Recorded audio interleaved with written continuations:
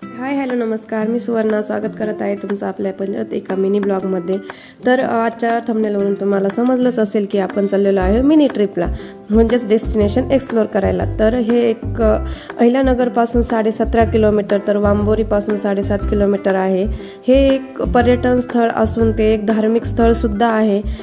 याला पूर्वी ब्रिटिश लोकांनी हॅपी व्हॅली असे नाव देखील दिले होते। हो, हे तेच आहे ज्याला डोंगरगड म्हणतात आणि याला गोरक्षनाथ गड देखील म्हणले जाते। गोरक्षनाथ म्हणजे हरिनारायणाचा अवतार होय। त्यांचा जन्म हा गौरी भस्मातून झाला होता, तर म्हणून त्यांना शिवाचा अवतार देखील मानले जाते। मच्छिंद्रनाथ हे श्रीराष्ट्रात आपली पत्नी गुरुमणिकिनी हिच्यासोबत राहत होते।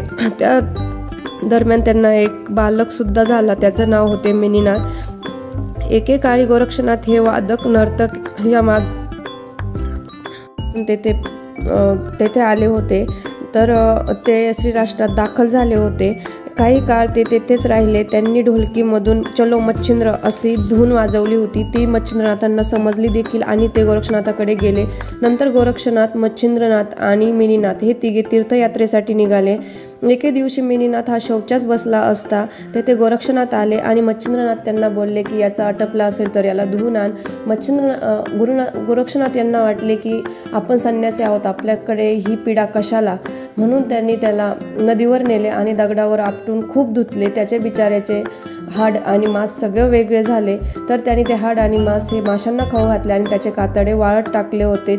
त्या दरम्यान तेथे मच्छिंद्रनाथ आले आणि त्यांनी विचारलं मणिनाथ कुठे आहे, तर गोरक्षनाथांनी ते वाळत असलेले कातडे त्यांना दाखवले। तेव्हा मच्छिंद्रनाथ खूप आक्रोश करू लागले।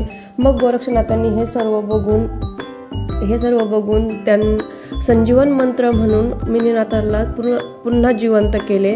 तर ही होती त्यांची कथा। तर यांच्या खूप अशा गोरक्षनाथांच्या कथा आहे, आपण एकच बघितली आहे। तिथे एक सटवाईचं मंदिर देखील होतं, जे की गोरक्षनाथांच्या मागे आहे, गोरक्षनाथांच्या मंदिराच्या मागे आहे। खूप छान मंदिर आणि नवसाला पावणारी सटवाई असं देखील त्या मंदिराला मानले जाते। जेथे की आम्ही असे बघितले होते की बाळांचे जावळ तेथे त्या झाडाला वरती अडकवलेले होते, म्हणजे की ज्यांचा नवस पूर्ण झाला त्यांनी बाळाचे पहिले केस तिथं आणून त्यांनी ते अडकवलेले होते आणि ते एवढे सारे होते की ते बघून खरंच असं वाटत होतं की ही सटवाई खरंच नवसाला खूप पावत असेल। आणि ही जी तुम्ही गर्दी बघत आहात तर ही आहे चिप्स खाण्यासाठी। सर्वांना खूप भूक लागली होती म्हणून सर्वजण ते चिप्सवरती तुटून पडले होते आणि हा फोटो बघून खरंच मनाला खूप छान वाटत होतं। खूप मनमोहक असा तो फोटो होता। त्यात खरंच असं वाटत होतं की नवनाथ आपल्या समोर आहेत। नंतर आम्ही सर्व मुळा डॅमकडे निघणार होतो आणि मला परत मोह न आवरल्याने एवढे व्हिडिओ वगैरे काढून तरीही माझं इथे मन भरत नव्हतं आणि मी व्हिडिओ काढत होते। नंतर आम्ही निघालो होतो मुळा डॅमकडे। वातावरण खरंच खूप सुंदर होते, जसे की याला पर्यटन स्थळ म्हणतात। खरंच बघण्यासारखं आहे, कोणी या साईडचं असेल तर नक्की जाऊन बघा।